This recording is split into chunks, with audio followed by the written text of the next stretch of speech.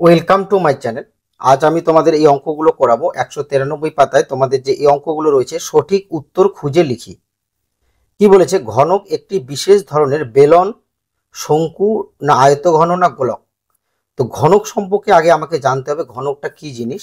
দেখো, ঘনক ঘনক কাকে বলে? যেসব বস্তুর প্রতিটি তল বর্গাকার ও তলগুলো পাশের তলের সঙ্গে সমকোণে নত থাকে তাদের ঘনক বলে। যেমন লুডোর ছক্কা, ডাইস, আইস কিউব ইত্যাদি, এগুলো কিন্তু ঘনক।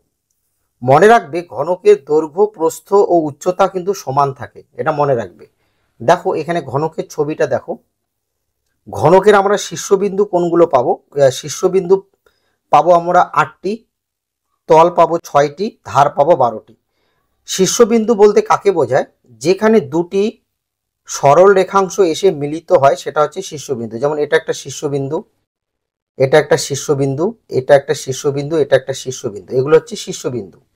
তাহলে আমরা কয়টা শীর্ষবিন্দু পাবো? দেখো 1 2 3 4 5 6 7 8। তাহলে ঘনকের আমরা শীর্ষবিন্দু কয়টি পাচ্ছি? 1টি, 2টি, 3টি, 4টি, 5টি, 6টি, 7টি, 8টি। তাহলে ঘনকের শীর্ষবিন্দু হলো 8টা। আর ধার হচ্ছে 12টা। ঘনকের ধার হচ্ছে কয়টা? 12টা। তল 6টা। তল হচ্ছে আমরা কোনো একটা ঘনবস্তুর যে পিঠটা দেখতে পাই সেটাই হচ্ছে তল। এখানে বলেছে ঘনক একটি বিশেষ ধরনের, তাহলে ঘনক একটি বিশেষ ধরনের হবে আয়তঘন। যদি আয়তঘনের দৈর্ঘ্য, প্রস্থ, উচ্চতা সমান হয় তাহলে সেটাকে আমরা কিন্তু ঘনক বলবো। তাহলে ঘনক একটি বিশেষ ধরনের আয়তঘন। তাহলে ঘনক কখন আয়তঘন হবে? যখন ঘনকের দৈর্ঘ্য, প্রস্থ, উচ্চতা সমান হবে। দেখো এখানে ঘনকটির দৈর্ঘ্য, এই যে দৈর্ঘ্য, প্রস্থ, উচ্চতা প্রত্যেকটা সমান আছে। তাহলে প্রত্যেকটা যদি সমান হয় তাহলে তাকে আমরা বলবো ঘনক। তাহলে ঘনক একটি বিশেষ ধরনের কি হবে? আয়তঘন।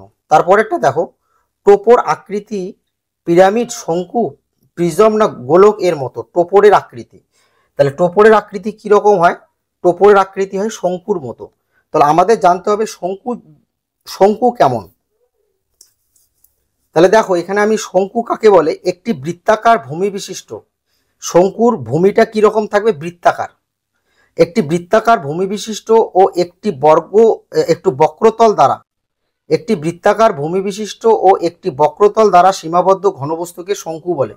তাহলে দেখো এই যে শঙ্কু, শঙ্কুর দেখো এটা ধরে নাও এটা একটা আইসক্রিম। তাহলে আইসক্রিমের এই জায়গাটা কিন্তু বৃত্তাকার মানে গোল, এবং এর যে এই তলটা যে রয়েছে, এই যে তলটা আইসক্রিমের, এটা হচ্ছে কি তল বলতো? এটা হচ্ছে বক্রতল। তাহলে এটা কি তল? এটা হচ্ছে বক্রতল। তাহলে আইসক্রিমের আমি কি পাবো? আইসক্রিমের একটা পাবো আমরা সমতল, একটা আমরা সমতল পাবো, আর একটা কি পাবো? বক্রতল। তাহলে শঙ্কু কাকে বলবো? একটি বৃত্তাকার ভূমি বিশিষ্ট ও একটি বক্রতল দ্বারা সীমাবদ্ধ ঘনবস্তুকে শঙ্কু বলে। এবার দেখো কি বলেছে? ঘনবস্তুর মাত্রা। ঘনবস্তুর মাত্রা কয়টা? 3টি, 1টি না 0 না 2? তাহলে ঘনবস্তুর কিন্তু 3টা মাত্রা। কি কি ঘনবস্তুর 3টা মাত্রা? কি কি? দৈর্ঘ্য, প্রস্থ ও উচ্চতা। প্রত্যেকটা ঘনবস্তুর মধ্যে কি থাকবে?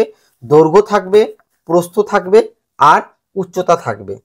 তাহলে ঘনবস্তুর 3টি মাত্রা, এটা মনে রাখবে। তারপরে দেখো, একটি আয়তঘন হলো জলের পাইপ, পেন্সিল না বাক্স না মার্বেল। দেখো বাক্সের আকারটা কিন্তু আয়তঘন। যেমন ধরে নাও এটা একটা বাক্স। এই বাক্সের আকারগুলো দেখো আয়তঘন মানে আয়তাকার। এই যে দেখো আয়তাকার। আয়তক্ষেত্র আমরা কাকে বলবো? যার বিপরীত বাহুর দৈর্ঘ্য সমান, তাই তো? তাহলে দেখো এটা আর এটা সমান, এটা আর এটা সমান, তাই না? তাহলে বাক্স এক ধরনের, এটা ধরে নাও একটা বাক্স। তাহলে বাক্স এক ধরনের কি হবে? আয়তঘন। বাক্সের আকারটা হবে আয়তঘন।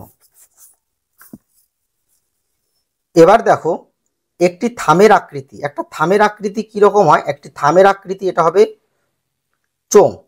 একটি থামের আকৃতি হবে কেমন? চোঙ। লুডোর ছক্কার আকৃতি ঘনক, শঙ্কু, গোলক না চোঙ?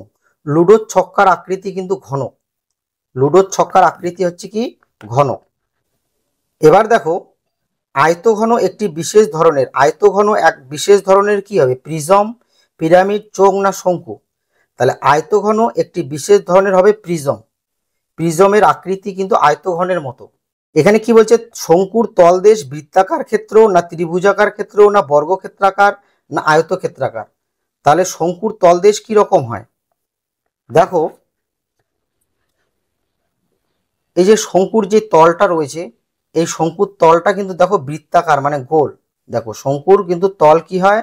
বৃত্তাকার হয় মানে গোল। শঙ্কু কাকে বলে? একটি বৃত্তাকার ভূমি বিশিষ্ট বা একটি বৃত্তাকার তল বিশিষ্ট ও একটি বক্রতল দ্বারা সীমাবদ্ধ ঘনবস্তুকে শঙ্কু বলে। তাহলে আমরা জানলাম শঙ্কুর তলদেশ কি হবে? এটা বৃত্তাকার। চোঙের বক্রতল একটি, দুটি না তিনটি? তাহলে চোঙের বক্রতল কিন্তু একটি। দেখো এটা এক ধরনের চোঙের ছবি। দেখো এই চোঙের এই যে তলটা রয়েছে, যদি চোঙটার মুখটা বন্ধ থাকে তাহলে এই তলটা কি হবে বলতো? এই তলটা হবে সমতল। যদি চোঙের মুখ বন্ধ থাকে অর্থাৎ মুখ বন্ধ চোঙ, এর এটা হবে সমতল, এবং এই যে তলটা হবে সেটা হচ্ছে বক্রতল।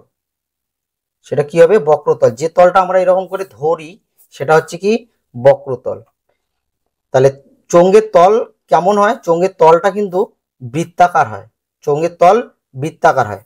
যেমন কয়েকটি চোঙের উদাহরণ দেখো, জলের ড্রাম, কাচের গ্লাস, মুখ বন্ধ কৌটা, এগুলো কিন্তু চোঙের উদাহরণ। এগুলোর আকৃতি চোঙের মতো। তাহলে আমরা কি জানলাম? চোঙের বক্রতল একটি। তাহলে আমরা কি কি জানলাম আরেকবার দেখে নিই। ঘনক একটি বিশেষ ধরনের আয়তঘন হবে। টোপরের আকৃতি, টোপরের আকৃতি কিসের মতো হবে? শঙ্কুর মতো হবে, তাই না? ঘনবস্তুর মাত্রা, ঘনবস্তুর মাত্রা তিনটি। কি কি? দৈর্ঘ্য, প্রস্থ ও উচ্চতা। একটি আয়তঘন হলো বাক্স। বাক্সের আকার হচ্ছে কিন্তু আয়তঘন। একটি থামের আকৃতি, এটা হবে চোঙ। লুডোর ছক্কার আকৃতি ঘনক। আয়তঘন একটি বিশেষ ধরনের প্রিজম। শঙ্কুর তলদেশ বৃত্তাকার, শঙ্কুর যে তলটা সেটা কি হবে? বৃত্তাকার। আর চোঙের বক্রতল একটি। তাহলে মনে রাখবে চোঙের বক্রতল কয়টি? একটি।